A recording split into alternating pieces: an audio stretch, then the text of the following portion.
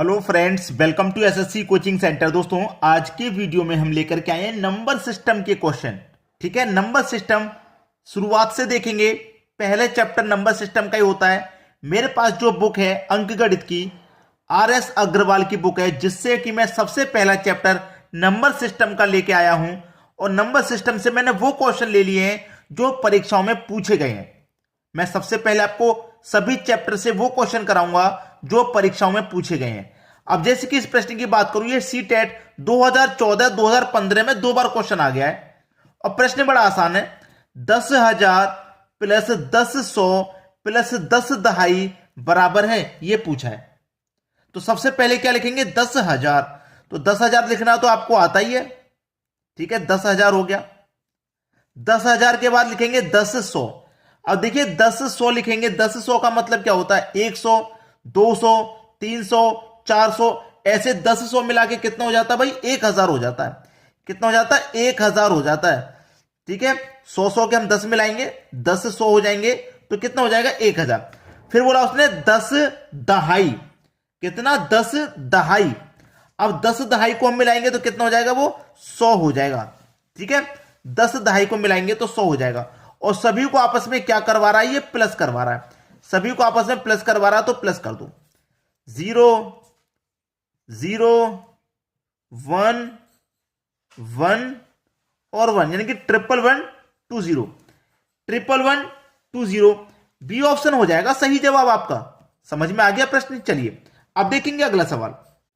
अगला सवाल है 56431 में 6 के स्थानीय मान तथा 4 के अंकित मान में अंतर है। अंकित मान अगर समझ में नहीं आए तो मैं आपको बता दूं, अंकित मान का मतलब होता है जातीय मान। ठीक है, अब स्थानीय मान क्या होता है? 6 कहां पर है? पीछे से स्टार्ट करते हैं। 1 2 3 4, 4 नंबर पे आपका 6 है। जब 6 का स्थानीय मान निकालेंगे तो यहां पे 6 के बाद में जितनी संख्या होंगी उतने जीरो आ जाएंगे। 3 संख्याएं 6 के बाद में, तो 3 जीरो आ जाएंगे। अगर वो 4 का स्थानीय मान कहता तो 4 लेते, 4 के बाद में 2 संख्या तो 2 जीरो ले लेते।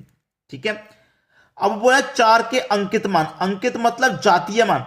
तो 4 का अंकित मान यानी 4 का जातीय मान स्वयं 4 ही होता है। 4 हो चाहे 5 हो चाहे 6, कोई भी संख्या हो, उसका अंकित मान वो स्वयं ही होता है। और इनका क्या पूछ रहा है? वो अंतर पूछ रहा है, तो अंतर कर दो भाई। यानी कि 6,000 में से 4 को घटा देंगे, बचेगा क्या? 5,996 बचेगा भाई। यही तो बचेगा, बस यही हो गया आपके प्रश्न का बिल्कुल सही जवाब। ठीक है, 5,996, सी ऑप्शन। ये क्वेश्चन भी सी टेट 2015 में पूछा गया था, यानी कि सभी क्वेश्चन टेट में पूछे गए हैं। ठीक है, चलिए अब देखेंगे अगला प्रश्न। अगला प्रश्न है 1 + 2 + 3, ऐसे ही कहां तक प्लस हो रहा? 10 तक। उसमें से माइनस करना है 50। इसका मान क्या होगा? यह भी टेट 2013 का क्वेश्चन है, यानी कि सभी क्वेश्चन आप समझ गए टेट से संबंधित है, टेट में पूछे गए हैं। अब इसके लिए क्वेश्चन का तरीका होता है 1 + 2 + 3 + 4 + ऐसे कहां तक जा रहे हैं? हम 10 तक जा रहे हैं।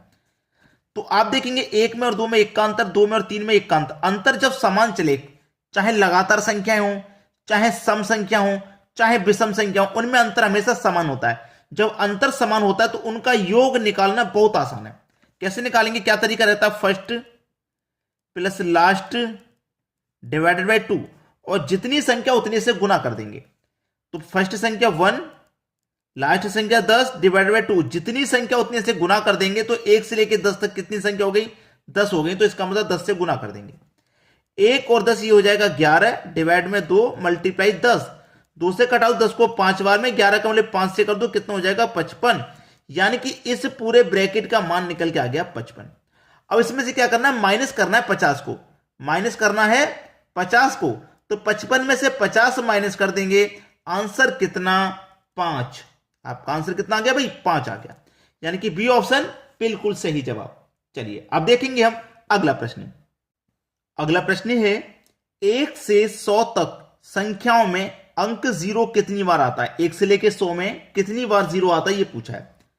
अब 1 से लेके 100 तक उसने पूछा है, तो 1 के बाद 0 आएगा 10 पे, फिर 20 पे, फिर 30 पे 0 आएगा, फिर 40 पे, फिर 50 पे, फिर 60, फिर 70, 80, 90 और 100। ठीक है, कितनी बार जीरो आया? 1 2 3 4 5 6 7 8 9 10 11, 100 में 2 बार जीरो है, तो कितनी बार जीरो आएगा? कुल 11 बार जीरो आएगा। बस ये हो गया आपका आंसर। ये टेट 2014 का क्वेश्चन है। मैंने आपको क्या बताया है? मैंने नंबर सिस्टम से वो क्वेश्चन लिए हैं जो परीक्षाओं में आ चुके हैं। सभी चैप्टर से मैं वही क्वेश्चन लेकर के आऊंगा जो परीक्षाओं में आ चुके हैं, जिससे कि आपकी एग्जाम की तैयारी अच्छे से हो और आपको भी मालूम हो जाए कि किस तरीके का सिलेबस एग्जाम में आता है। ठीक है, चलिए अब देखते हैं अगला सवाल। अगला सवाल है, संख्या 1 से 40 तक सभी विषम संख्याओं का योग क्या होगा? यह भी टेट 2014 का क्वेश्चन है। 1 से लेकर 40 तक, 1 3 5 7 9, ऐसे ही कहां तक? 40 तक। तो 40 तो हमारी सम संख्या हो गई, तो इसका मतलब 40 से पहले वाली लेंगे हम। विषम संख्या पूछा है भाई, उसने विषम संख्या की बात की है, तो 40 तो हम लेंगे नहीं, क्योंकि 40 तो सम है। 40 से पहले वाली विषम होगी, उसे ले लेंगे। ठीक है, इनका योग पूछ रहा है। तो मैंने अभी एक तरीका बताया था, 1 और 3 में 2 का अंतर, 3 और 5 में 2 का अंतर, 5 और 7 में 2 का, 7 और 9 में 2 का अंतर। अंतर जब समान रहता है, लगातार संख्याओं में समान रहता है, विषम संख्याओं में, सम संख्याओं में समान रहता है, तो तरीका मैंने अभी बताया था आपको, first plus last divide by 2, और जितनी संख्या उतनी से गुना। बताया था मैंने, जितनी संख्या उतनी से गुना। तो फर्स्ट संख्या आपकी 1 है, लास्ट संख्या 39 डिवाइडेड बाय 2, जितनी संख्या उतने से गुना।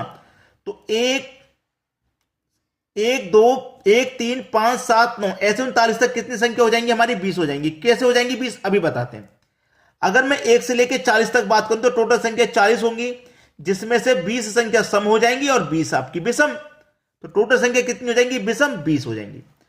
1 और 39 मिलकर के 40 डिवाइड में 2 गुने 20, 2 से घटा दूंगा 40 को 20 बार में, 20 का मल्टीप्लाई 20 से कर दूंगा तो हो जाएगा 400। इसका मतलब आपके प्रश्न का आंसर कितना आया है? 400 आया है। डी ऑप्शन है सही जवाब। अब देखेंगे अगला प्रश्न। अगला सवाल है सीटेट 2011 का, निम्नलिखित में से कौन सी महत्तम संख्या है? अभी आपके पास 4 ऑप्शन है, आप कैसे पहचानेंगे कौन सी संख्या महत्तम है? आप कैसे पहचानेंगे? देखिए, आप यहां देखेंगे 4 का वर्ग है, 4 का वर्ग यानी कि 16। यहां देखेंगे 2 दूने का 4, 4 दूने का 8, 8 का वर्ग हो जाएगा भैया 64। ठीक है, यहां देखिएगा 2 प्लस 2 4, 4 का वर्ग 16। अब यहां पे आपने क्या देखा कि डायरेक्टली स्क्वायर हो गया मल्टीप्लाई करके, लेकिन यहां नहीं हो रहा, यहां स्क्वायर के ऊपर स्क्वायर हो रहा है। 2 प्लस 2 4, 4 में 2 जोड़ेंगे 6, 6 का स्क्वायर कितना हो जाएगा भैया? 36। ये भी हो गया, डायरेक्ट हो गया। लेकिन यहां थर्ड ऑप्शन में स्क्वायर के ऊपर स्क्वायर है, तो यही हमारा क्या हो जाएगा? महत्तम संख्या। यानी कि 2 प्लस 2 का वर्ग 4, 4 का वर्ग मतलब 16, और 16 का फिर से वर्ग करेंगे तो 256 होगा। यानी कि हमारी जो महत्तम संख्या है वो क्या हो जाएगी? C option. ये बिल्कुल सही जवाब हो गया। चलिए अब देखते हैं अगला सवाल। अगला सवाल है 509 और 3028 का योग है। सीटेट 2013 में पूछा गया था और इतना आसान पूछा गया कि बस योग करना है, दोनों को जोड़ना है। 3028 और 509 दोनों का ऐड करना है, योग पूछा है। 8 और 9 17, 17 का 7, कैरी का 1, कैरी का क्या रहेगा? 1। तो 1 और 2 3, 3 में 0 ऐड करेंगे तो 3 रहेगा। 0 और 5 का 5 और ये रहेगा 3, तो 3 5 3 7, 3 5 3 7, यानी कि पहला ही ऑप्शन है सही जवाब। चलिए अब देखते हैं अगला क्वेश्चन। अगला क्वेश्चन है आपका 61 गुने 62 गुने 63 गुने 64 गुने 65 गुने 66 में इकाई अंक क्या है? इकाई का अंक पूछ रहा है आपको। देखिए, कितनी भी बड़ी संख्या मल्टीप्लाई में क्यों ना दे दे, आपको पूरी संख्या का मल्टीप्लाई नहीं करना होता। इकाई अंक जब पूछता है ना, तो हमें इकाई अंक का मल्टीप्लाई केवल इकाई अंक से करना होता है। यानी कि 61 का मल्टीप्लाई 62 से नहीं करेंगे, 1 का मल्टीप्लाई 2 से करेंगे। इकाई अंक का मल्टीप्लाई इकाई अंक से, तो 1 का मल्टीप्लाई मैं 2 से कर दूंगा, 2 रहेगा। अब 2 का मल्टीप्लाई इकाई अंक 3 से करूंगा, 2 त्रिक का 6 हो जाएगा। 6 का करूंगा इकाई अंक 4 से, तो 6 चौके 24। अब 24 का मल्टीप्लाई मुझे 5 इकाई अंक से नहीं करना, 24 में इकाई अंक क्या है? 4, तो 4 का मल्टीप्लाई करूंगा 5 से, कितना हो जाएगा? 20। अब कोई भी संख्या के लास्ट में जब 0 आ जाता है तो फिर उसका मल्टीप्लाई आप कितने से भी करो 0 ही रहेगा इकाई अंक। 0 आ गया ना, 0 का इकाई अंक मैं 6 से करूंगा तो 0 ही रहेगा। कोई भी संख्या के लास्ट में जब 0 है तो उसका मल्टीप्लाई आप किसी से भी कर देना, इकाई अंक 0 ही रहेगा। लास्ट में इकाई अंक 0 ही रहेगा। तो इकाई अंक क्या हो जाएगा 0, यानी कि सी ऑप्शन बिल्कुल सही जवाब है। समझ में आ गया? तो आपको क्या काम करना है, वीडियो पसंद तो जरूर आया होगा, लाइक कर देना और शेयर तो उन बच्चों तक जरूर कर देना जो आपके कांटेक्ट में और एग्जाम की तैयारी कर रहे हैं।